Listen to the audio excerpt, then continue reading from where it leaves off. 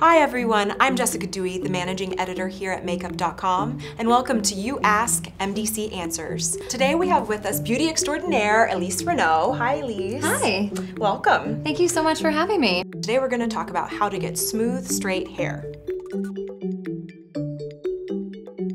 So now we have with us our model Claire. Hi Claire. Hi. Thanks for joining us today. Sure. So Elise, one of the hot topics on our site is always about how to straighten your hair. You know, there are just so many different techniques and products to use. So one of our fans on Facebook asked, how do I straighten my hair without losing volume?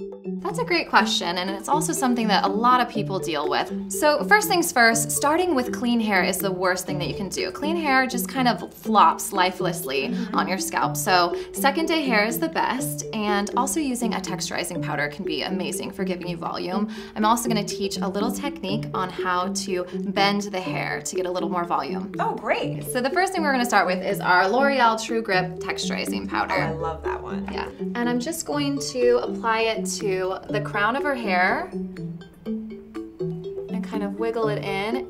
It does exactly what it says. It just texturizes and lifts the root a little bit. A dry shampoo would also work. Would a dry shampoo work just as well as texturizing powder? If you have a dry shampoo on hand, it'll work. I just prefer texturizing powder. I feel like it helps to lift the hair a little bit more. Okay. Yeah, I can definitely see it working already, and you haven't even rubbed it in yet, right? Yeah, it's pretty instant. So you just kind of put it all over on the crown. Yeah, you don't want to get too much on there though, because it can get pretty sticky and you don't want to end up looking greasy. You just want it to be volumized. Okay. So we're going to start with about 75% of her hair up, and we're going to go through her head in about 1-inch sections. So depending on the thickness of her hair, would you do a smaller section than 1 inch or a little bit bigger? Absolutely. We're going to want to take smaller sections. If she has coarse hair, it's going to be even smaller sections. Okay. So to add a little volume, you want to bevel the edge of the flat iron, which basically means you're going to lift up the hair and pull it down like this.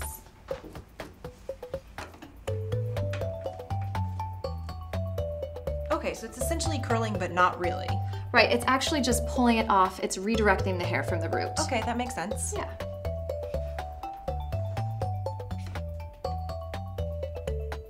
So I see that as you're straightening her hair, you're not spraying a hairspray immediately after. Do you just let it set? I don't want to put too much product in it because I feel like sometimes it'll weigh your hair down, and if we want to keep the volume, less product is better. At the end, we'll go over it with an anti-humidity serum. Okay, to keep the frizz down. Yes.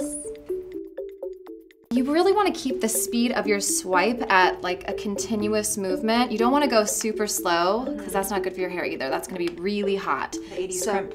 Exactly, no crimping. You just want to have a smooth, continuous motion. Great.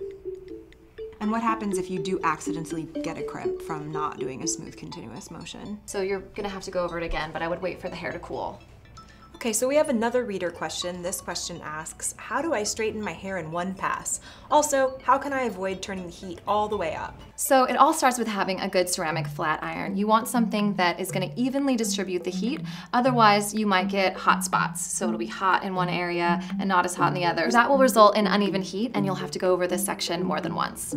So regarding heat, if you have fine hair, you don't want to crank it all the way up. More isn't necessarily more. More could mean you potentially burning your hair off. So start at the lowest setting, get to know your iron, and just build up. If the first setting isn't working, move up to the next. Just have some patience. And in general, try not to use hairspray before you flat iron because you will definitely get that sizzle effect. And applying a heat protectant is always a good idea, and that's why we did that before we got started today. Great. Another comment from online is, what's the correct way to deal with frizz?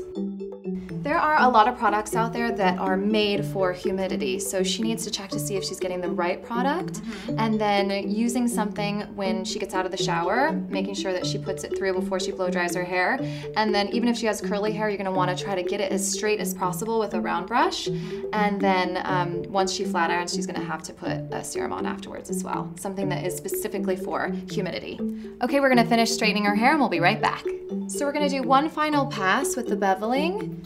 This is how we create that beautiful volume. And you're noticing that I'm pulling it straight down. You don't want to pull it out, and you don't want to curl it under for this look. You just want to direct the hair exactly where you want it to go. It looks really great, Elise. So how would we make sure that it lasted all day long? We're going to finish off this look by using an anti-humidity serum. So So you wanna make sure it says it on the label. It's a very specific formula. And a little goes a long way. Yeah, you don't want it looking greasy. No grease. It's also going to help with frizz and just taming any flyaways. This really does look amazing. Thank you, Claire, for being our model, and thanks, Elise, for showing us how it's done. Thank you so much for having me. Absolutely. Do you have any questions for us about how to straighten your hair? Leave your questions in the comment section below. Thanks for joining, and we'll see you next time. Bye!